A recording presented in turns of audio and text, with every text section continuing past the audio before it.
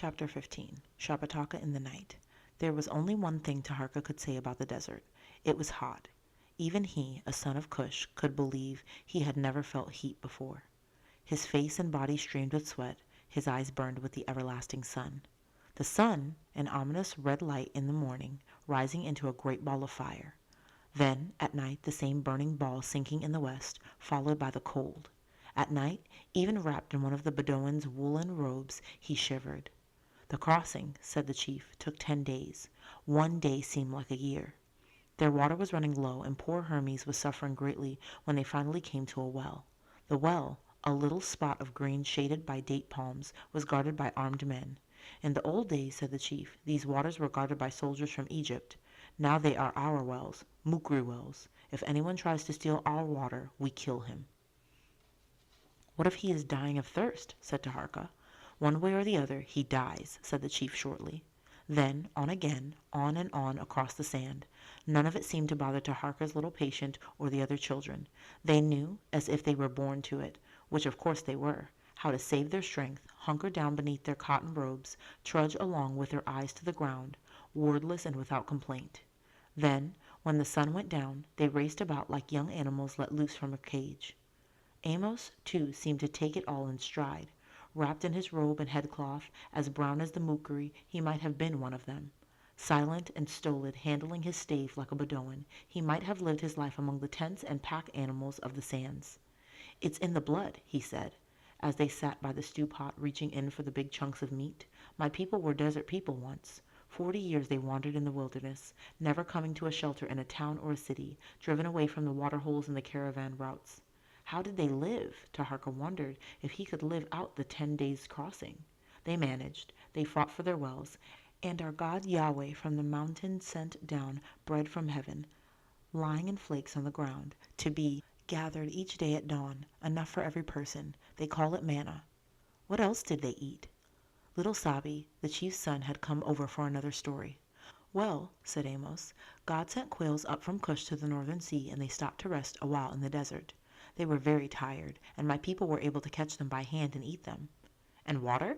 Before they had fought for their wells? Not far from the wells of the Rephidim, said Amos, is a wall of rock with water seeping through.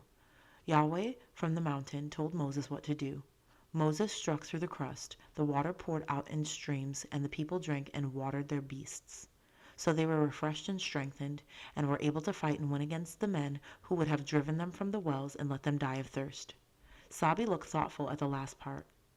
He gave a sudden, determined nod of his head. I don't think, he said, that I will ever let anyone die of thirst. At the second well, Hermes collapsed. He was not a Bedouin donkey. He was a donkey of the Nile, used to green reeds and plenty of water and shelter from the sun. Amos and Taharka, with help from Sabi, were able to drag him into the shade of a date palm. Don't concern yourselves, said the chief generously. The desert is full of the bones of donkeys. You can load your belongings, they're light enough, on one of our camels. No, said Taharka. This was Talus's donkey, Talus's gift to them, and Talus had been fond of it. Besides, he owed the animal a debt, probably his life. We must soak a cloth in cool water and cover his head. We must keep it soaked. We must keep him cool. Water? Our precious water? The chief's face was dark with outrage. And we must wait till he recovers. He will die if he moves out. You will wait till he recovers. We move out when our water skins are full. Sabi stood up to face his father. I will wait till he recovers. This is Haru's donkey. Haru saved my life. Taharka thought that this was putting it a little strongly, but he did not contradict him. Sabi was the only one of the Mukri who had ever been able to outstare the chief. He could do it every time. The chief lowered his eyes and shrugged. 1 night, he said. We will wait 1 night. There were things that can be attended to here as well as anywhere. Let us pray the beast is dead in the morning. He won't be dead, said Sabi when they were alone. He looked thoughtfully at the older boy. The way you spoke to my father. No one speaks to him that way. It was as if you were a chief too.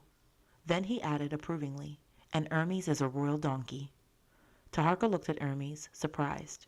Now that he thought about it, even lying there gasping, Hermes did have a princely look. Sleek, slender, silvery gray, a real Nile donkey. Talos had made them a princely gift. He missed Talos.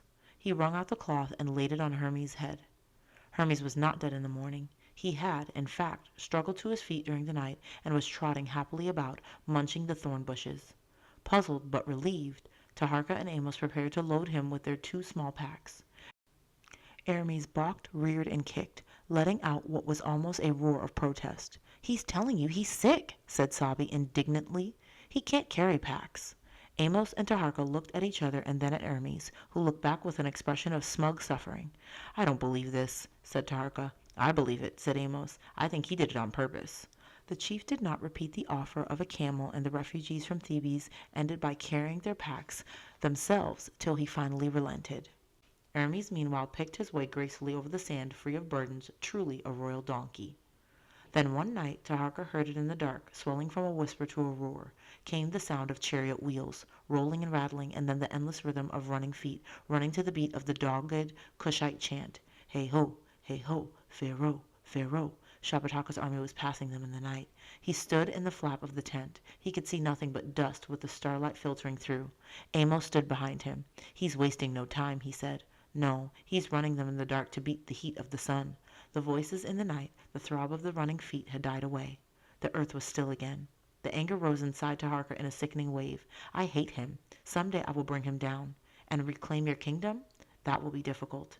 Difficult? Impossible. By now Shabataka was confirmed, listed in the books of the priests, married to Shepnuset. Shepnu! Why didn't she come with me?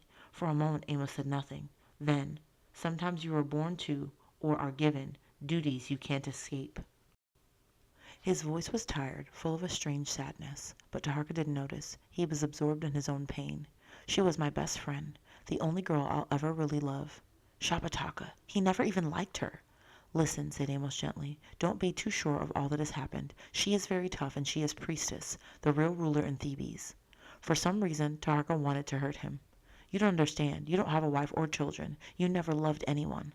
"Why do you say that? I loved someone once." Taharka looked at him, distracted for a moment. He had never really thought of Amos as someone with a life and feelings of his own. He was just the messenger, the goad, intent on whatever was best for his king.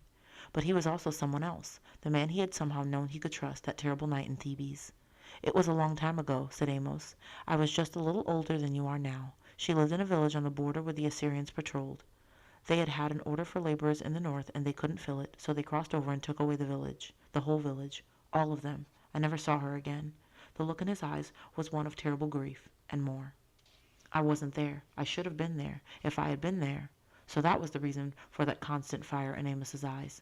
That was the duty he couldn't escape. No time, no time. He must act. He must never give up. He must make up for what he hadn't done that long ago day on the border. "If you had been there—" "What?" said Taharka. "What would you have done?" He shook his head. "If they want something, they take it. People like that. They don't even think about it. Men like this, Sennacherib, men like Shabataka. I will bring him down, somehow. And then what?" Terrible thoughts rose in his mind. It was hard for him to speak them aloud. In the old days of Cush, if a king was to be killed, they didn't shed his blood. That was taboo. They strangled him or walled him up alive, or Amos's hand was on his shoulder steadying him, drawing him back. "Don't think of these things now. Go back to sleep. We need all our strength for what lies ahead."